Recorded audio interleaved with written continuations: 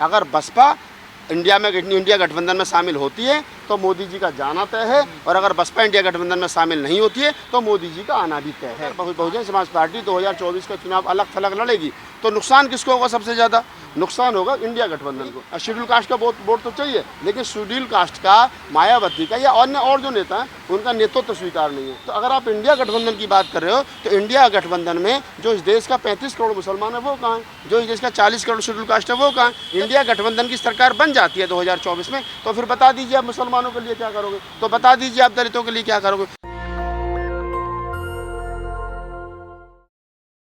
India गठबंधन या विपक्ष इसलिए जीत रहा है क्योंकि बहुजन समाज पार्टी अपना प्रत्याशी ना उतार करके एक तरीके से विपक्ष को, यानी कि इंडिया के प्रत्याशी को समर्थन देता है और वो जीत जाता है। तो ये बात भली भांति पता है इंडिया गठबंधन को। अगर बहुजन समाज पार्टी 2024 का चुनाव अलग थलग लड़ेगी तो नुकसान किसको होगा? सबसे ज़्यादा नुकसान होगा इंडिया गठबंधन को। अगर पूरे भारत के अंदर बसपा 7-8% वोट बिगाड़ देती है और 4-5% से इंडिया गठबंधन की सरकार रह जाती है तो उसके लिए जो कौन जिम्मेदार होगा? उसके लिए जिम्मेदार वो लोग होंगे जो लोग प्रधानमंत्री तो बनना चाहते हैं, जो लोग सरकार तो बनाना चाहते हैं, जो लोग ये तो चाहते हैं कि मोदी जी को 2024 में आने से रोकना है, लेकिन वो ये किसी भी कीमत पर नहीं चाहते हैं कि वो उनको कहीं ना कहीं शेड्यूल कास्ट का वोट तो चाहिए, लेकिन शेड्यूल कास्ट का, मायावती का या अन्य और जो नेता हैं उनका नेतृत्व तो स्वीकार नहीं है।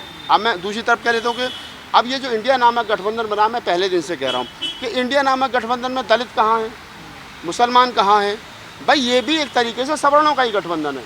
जो जिस गठबंधन की बात हम बीजेपी में कर रहे हैं कि एनडीए जो है वो सवर्णों का गठबंधन और सवर्णों की बात करता है। तो अगर आप इंडिया गठबंधन की बात कर रहे हो तो इंडिया गठबंधन में जो इस देश का 35 करोड़ मुसलमान है वो कहाँ है? जो इस देश का 40 करोड़ शेड्यूल कास्ट है वो कहाँ है? जब 75 करोड़ आवाम की बात ही नहीं हो रही है, जब 75 करोड़ आवाम का यहाँ नेतृत्व ही नहीं है, जब उनके नेता नहीं है, जब उनके हक अधिकार की बात नहीं हो रही है, अब मैं सवाल कर देता हूँ कि अगर इंडिया गठबंधन की सरकार बन जाती है 2024 में तो फिर बता दीजिए आप मुसलमानों के लिए क्या करोगे, तो बता दीजिए आप दलितों के लिए क्या करोगे, तो बता दीजिए आप दलितों का जो बैकलॉग है क्या वो पूरा करोगे? जातिगत जनगणना करवा कर जितनी चीज़ की भागीदारी, इतनी उसकी हिस्सेदारी करोगे?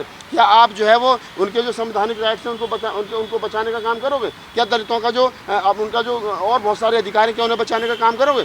तो सवाल वहीं खड़ा होता है। मैं तमाम देश के दलितों से, दलित एक्टिविस्टों से, दलित नेताओं से एक बात शुरू से कह रहा हूँ कि अगर आपको इंडिया गठबंधन में शामिल होना है तो पहले उनसे बैठ करके टेबल पर बात कर लीजिए कि अगर आपकी सरकार बनी तो आप इस सरकार में हमें क्या दोगे। ऐसा तो नहीं है कि अभी मोदी जी की सरकार मुल्क भर में चल रही है तो मुल्क में उनकी सरकार चली तो दलितों का क्या है भाई इसमें हैं? क्या नहीं साहब, सारा सब दलितों की सरकार है। ये वही वाला काम है गंगदर जी जो हमारे गांव देहात में कहते थे कि कोठी कोठिया से हाथ मत लगाइए, बाकी संभाल तेरा है।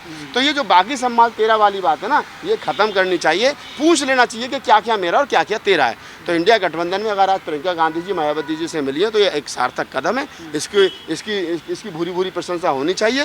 पहले से मिल लेना चाहिए था। मैं तो चाहता हूँ कि बहन जी जो वो गठबंधन में आएँ। मैं तो कितने वीडियो बनाए, मैं तो खुद तो बीजेपी के सपनों पे पानी फिर जाएगा। देखिए बीजेपी का जाना तय है, बीजेपी का आना और बीजेपी का जाना बसपा के हाथ में है। अगर बसपा इंडिया गठबंधन में शामिल होती है तो मोदी जी का जाना तय है, और अगर बसपा इंडिया गठबंधन में शामिल नहीं होती है तो मोदी जी का आना भी तय है। आप ये समझ लीजिए कि 10% वोटों का गेम मायावती और बहुजन समाज पार्टी के हाथ में है। अगर इंडिया गठबंधन को ये लगता है कि उनको मोदी जी को हराना है तो किसी भी कीमत पर, और मैं तो कह रहा हूँ यार खुला, मैं तो खुली बात कह रहा हूँ।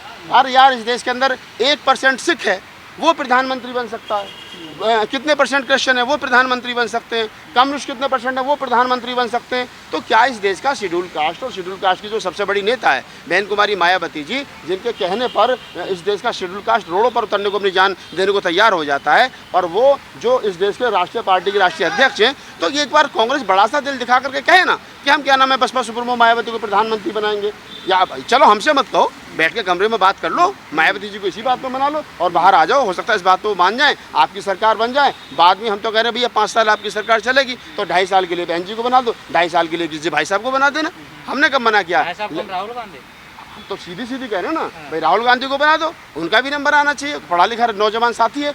लेकिन मेरा कहने का मतलब ये तमाम लोगों से कि जो लोग इंडिया गठबंधन में शेड्यूल, देखिए ये इंडिया गठबंधन अगर शेड्यूल कास्ट के और मुसलमानों की बात नहीं करता है तो ये भी वही सवर्ण मानसिकता का गठबंधन है जिस सवर्ण मानसिकता से इस देश के शेड्यूल कास्ट को, शेड्यूल ट्राइब को, ओबीसी को और इस देश के मुसलमानों को खतरा है। अगर इस गठबंधन की सरकार भी बन जाती है कांग्रेस के नेतृत्व में तो फिर भी वही आता है कहीं ना कहीं कि हमें क्या मिलेगा। अब सवाल हिस्सेदारी का है, जो बात काशीराम साहब ने कही थी कि अगर हम आपके साथ में आते हैं तो हमें क्या मिलेगा, सवाल इतना सा। लेकिन उत्तराखंड में जो उपचुनाव हुआ बागेश्वर सीट पर, उसको लेकर वहाँ कांग्रेस के जो लोग हैं उन्होंने बगावत शुरू कर दी है कि सपा की वजह से हम चुनाव आ रहे हैं।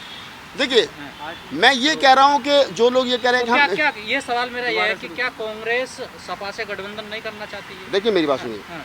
ये पहले दिन से कयास लगाया जा रहा है कि समाजवाद, मैंने इस इंटरव्यू के शुरू में कहा कि समाजवादी का जो वोट है वो सिर्फ और सिर्फ उत्तर प्रदेश में है।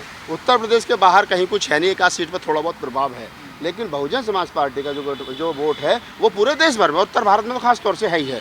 भाई उनके उत्तराखंड में 2 विधायक हैं, 7-8 सीट पर, दूसरे नंबर पर रहे थे वो। पंजाब में विधायक है, उत्तर प्रदेश में विधायक हैं, दिल्ली में विधायक रहे हैं, राजस्थान में विधायक हैं, मध्य प्रदेश में विधायक हैं, बिहार में विधायक हैं और झारखंड में विधायक हैं, छत्तीसगढ़ में विधायक हैं, उनके क्या नाम है, और आंध्र प्रदेश में विधायक रहे हैं, ठीक है, कर्नाटक में उनके विधायक रहे हैं। तो जब उनके विधायक जीत करके आए हैं तो सीधी सी बात यह है कि उनको वोट मिलता है तभी तो जीते हैं। और अगर उनका वोट पूरे देश भर में है तो अगर आज कांग्रेस ये कह रही है कि हम उत्तराखंड वाला उपचुनाव इसलिए हार गए क्योंकि वहाँ समाजवादी पार्टी ने अपना प्रत्याशी खड़ा कर दिया, तो सबसे बड़ी बात यही होती है। देखिए एक सीट पर कभी कभी प्रत्याशी का भी इफेक्ट होता है, पार्टी को मायने नहीं रखती, चेहरा बहुत बड़ा हो जाता है। तो ये कह देना कि कांग्रेस क्या करिए और समाजवादी पार्टी या समाजवादी पार्टी को कांग्रेस नहीं चाहती है, ये बात की गंभीरता का विषय नहीं है। बात की गंभीरता का विषय ये है कि वर्तमान समय में अगर मोदी को सही माने में 2024 में आने से रोकना है तो उनको चाहिए कि वो इस देश के अंदर जो बहुजन समाज पार्टी है उससे गठबंधन में शामिल करें। आ रही है ना यूपी में 60-20 का फॉर्मूला के रूप में कुछ तैयारियां चल रही हैं। देखिए मैं कह रहा हूँ, मैं कह रहा हूँ, मैं आपको स्पष्ट कर रहा हूँ कि अगर बहुजन समाज पार्टी को उत्तर प्रदेश के अंदर 30 सीट मिल जाती है लड़ने के लिए और उत्तर प्रदेश के बाहर 10, 12, 15 सीट और मिल जाती हैं, टोटल मिलाकर के तो वो 50 सीट पर बसपा लड़ लेती है और 50 में से 30-35 सीट जीत करके बसपा आ जाती है, तो इसमें बुराई क्या है? मैं तो उसको बुरा नहीं समझता इस प्रस्ताव को। तो सवाल देखिए, उत्तर प्रदेश में अगर आप कांग्रेस के लिए 15 सीट छोड़ रहे हो जबकि उसके पास में 1% वोट नहीं है वहाँ, तो कांग्रेस को भी बड़ा दिल दिखाते हुए बसपा के लिए वहाँ सीट छोड़नी चाहिए जहाँ बसपा के पास में 8% और 7% वोट है। मध्य प्रदेश, छत्तीसगढ़, राजस्थान, बिहार, यहाँ पर भी कांग्रेस को चाहिए कि वो बसपा के लिए 1-1, 2-2 सीट छोड़े और 6-7 स्टेट में अगर 2-2 सीट छोड़ी जाएंगी तो 10-12 सीट बसपा के लिए बाहर हो जाएंगी और 30 सीट पर 32 सीट पर यहाँ लड़ लो, तो क्या दिक्कत है? कोई दिक्कत थोड़ी है। आप 45-50 सीट पर चुनाव लड़ोगे, 30-35 जीत जाओगे, जब 30-35 जीत करके आ जाओगे तो आप भी कहोगे हमें प्रधानमंत्री बनाओ। पहले 30-35 जीते कम से कम। तो सवाल ये है कि बसपा गठबंधन में शामिल हो, 50-60 सीट पर बसपा चुनाव लड़े और 50-60 के बाद में पूरी ताकत से पूरे उसके साथ में और फिर वहाँ 25-30-40 सीट जीत करके आए और फिर बैठ कर टेबल पर बात करेंगे हम भी प्रधानमंत्री की दौड़ में। तो क्या बहुजन समाज के क्लास सवाल, तो क्या अगर बीएसपी को शामिल नहीं किया जाता है इंडिया गठबंधन में तो बहुजन समाज को जो जाटव है, जो कोर वोटर बीएसपी का है, उनको वोट नहीं देना चाहिए गठबंधन को? देखिए ये तय होगा चुनाव से पहले। ये ना तो मेरे कहने से जाटा वोट जो है वो देगा, ना मेरे कहने से देगा। लेकिन मैं आपको बता देता हूँ, अगर ऐसा हुआ कि मायावती, देखिए ये चीज़ें तोली मोली जाएंगी। अगर ये लगा कि नहीं बहन जी अपनी जिद पर अड़ी रही, उन्होंने ईडी और सीबीआई के डर के वैसे गठबंधन में नहीं गई, तो समाज हो सकता है इंडिया गठबंधन के साथ चला जाए, क्योंकि बहन जी पर भी समाज को ज़्यादा भरोसा बचा नहीं है। ये सच्चाई है, मैं हमेशा बोलता हूँ। बहन जी पर भी अगर ये लगा कि नहीं साहब सम्मान के साथ बहन जी को नहीं बुलाया गया, अब बहन जी को चंद्रशेखर तो है नहीं कि टीवी पर बैठ करके 1 सीट के लिए रोए, 2 सीट के लिए रोए। बहन जी का अपना वजूद है, बहन जी की अपनी 40 साल की राजनीति का अनुभव है। तो मैं ये कह रहा हूँ कि हो सकता है बहुत सारी चीज़ें भविष्य गर्भ में हैं। अगर इस गठबंधन में बहन जी नहीं शामिल होती हैं, गठबंधन शामिल नहीं करता, गठबंधन की गलती है तो फिर वोट नहीं करना चाहिए। और अगर लगता है कि ये गठबंधन में बहन जी जानबूझ के शामिल नहीं हुई तो फिर समाज हो सकता है बहन जी को वोट ना करे। ये तमाम चीज़ें भविष्य गर्भ में।